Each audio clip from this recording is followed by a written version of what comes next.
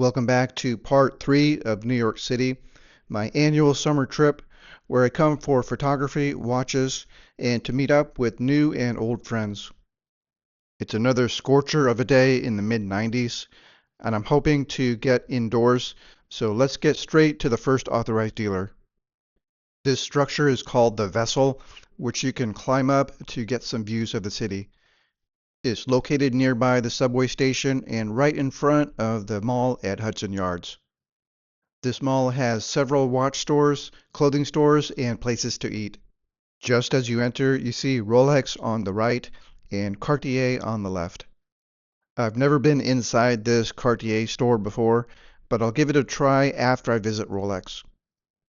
The Rolex is within the Watches of Switzerland store, and they have two large locations in New York City, this one and one in Lower Manhattan. This store also has Omega and Patek Philippe, and it's not very busy since it's a weekday morning.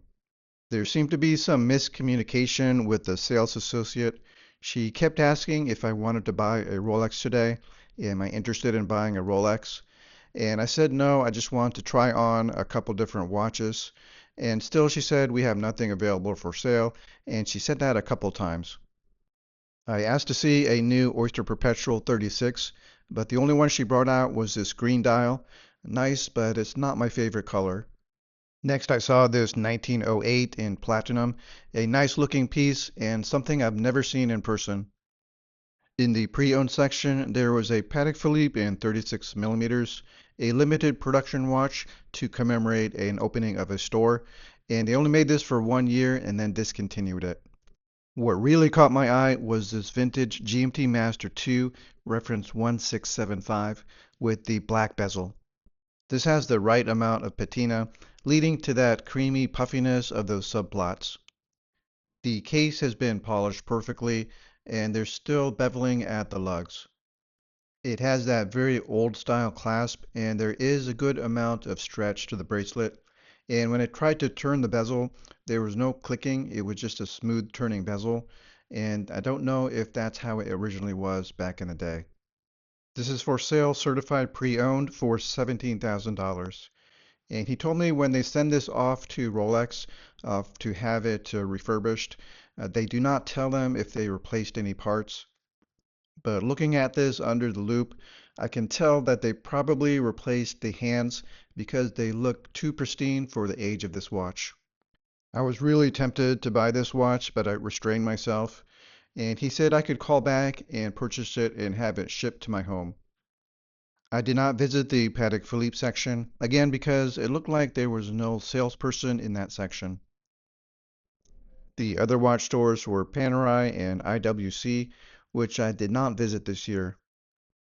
The Cartier store had plenty of sales associates available and not very many customers at the time I visited. When I saw the store in Spain, I tried on the Santos, and this time I wanted to try on the Tank. I like this gold version with the leather strap, but the price tag of $15,000 was pretty high compared to the $3,000 of the steel version.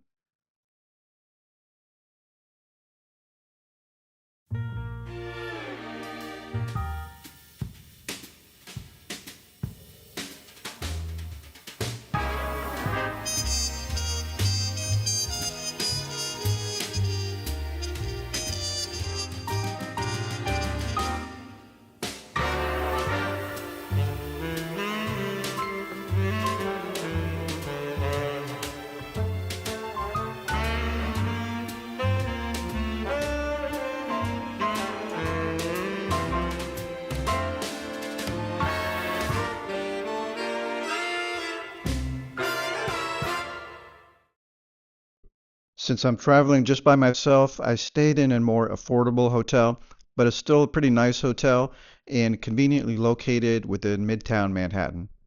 This is the Broadway Plaza Hotel, and it's been newly renovated and everything looks up to date. The lobby is pretty small, but it has a second floor, a loft area, for seating. The room is decently sized, considering that it's in the middle of New York City. It has a queen-size bed, a very large desk area, and a side table with two chairs, and slippers and bathrobe is always appreciated. The view is not so great since I'm only on the third floor.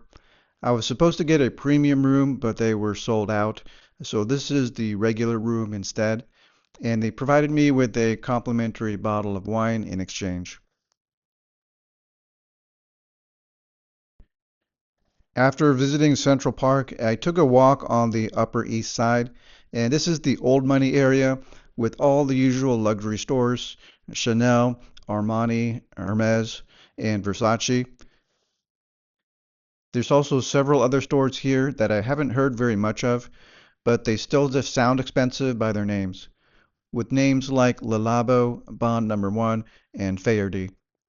But I came across the official boutique for A. Lang and Zone, and I've never been here before, and there's not very many boutiques in the United States. I was able to enter without an appointment and view some of their smaller watches. I was impressed by this Lange 1 moon phase with a black dial. The movement is hand finished and it's a good size on my wrist. They only make a total of 5,000 watches per year. I'm still not ready to move on to a different brand, but I'll have to do some research into this company. Also walked past a small gray market dealer called Wrist Aficionado. They had all the hype pieces inside, so I decided to try on the Platinum Daytona. It is a very heavy piece. The price is not outrageous, $94,000, but in the end, I think I prefer to wear my white gold Daytona. Even though it was later in the day, I decided to try to head down to the Brooklyn Bridge to get some photographs, but I got slightly lost. I got off on the wrong exit, and by the time I doubled back, it was already very late and very dark. I was able to get just a very few nighttime shots of the Brooklyn Bridge, but I'll have to try to come back earlier in the day.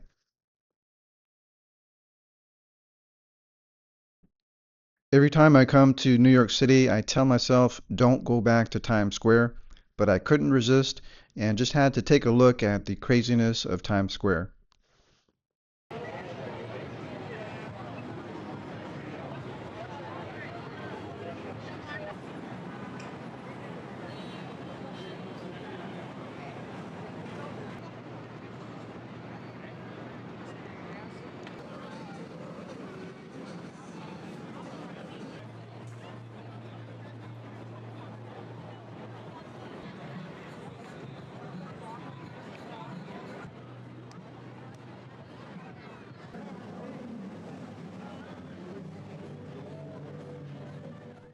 But I was able to slip inside the Swatch store of Times Square and have a conversation with the salesperson.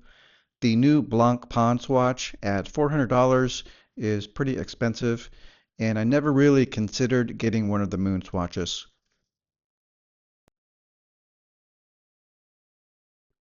I'm heading over to the Meatpacking District to visit the Leica store. They recently had a large 100-year celebration at the store, which I was not able to attend, but I was able to see some lenses today and see some cameras. And they do actually make their own watches. They're a little large for my taste, but if you're interested in Leica and watches, I would take a look at some of their products. Right across the street is the Rolex Bucherer, and this is the third location I visited, the one on 57th Street, Madison Avenue, and this one in the Meatpacking.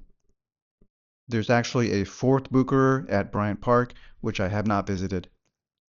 And apparently Wempe will be losing its Rolex license, and Rolex will be building a fifth Bucherer somewhere in New York City. The salesperson here was very nice, and she let me try on anything I wanted, and she threw out some Rolex trivia. Rolex color is green because the wife of Hans Willdorf is Irish. She said Mercedes Gleitz never actually finished swimming the English Channel, but I looked it up on Wikipedia and they said she did finish on her eighth attempt, but the time she tried to swim the channel wearing her Oyster Perpetual, she did not finish that attempt. I only tried on the Oyster Perpetual at this location, and taking a closer look at the pistachio and the lavender dial, I totally changed my opinion on this, and in person they actually look fabulous. With this watch, there's something different about just looking at photos or even seeing it in the display case. Once you handle it and put it on your wrist and take a closer look, the colors look much better. Either the pistachio or the lavender, I think really looks nice on my wrist. And I'm really considering putting one of these on my wish list.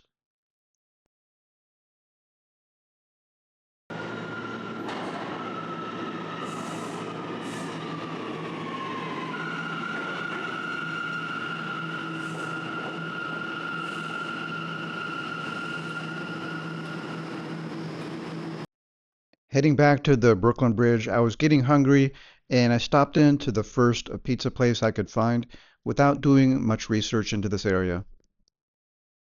This is Front Street Pizza and it's affordable and surprisingly good. He recommended the grandma slice and I went with that, along with a can of Bud Light. Maybe I was just hungry and thirsty, but both of these just hit the spot and were very good. I'm not sure if this is authentic grandma pizza, but it's usually served as a square piece with tomato sauce and cheese and I believe some garlic. And the crust is a little bit thicker than a thin slice, but not nearly as thick as a Sicilian. This one was light and crispy and a flavorful sauce, and it had fresh mozzarella. I'm here back in the Dumbo region, which stands for down under the Manhattan Bridge overpass, and I'm here to get a classic photograph of the Brooklyn Bridge using my Leica film camera.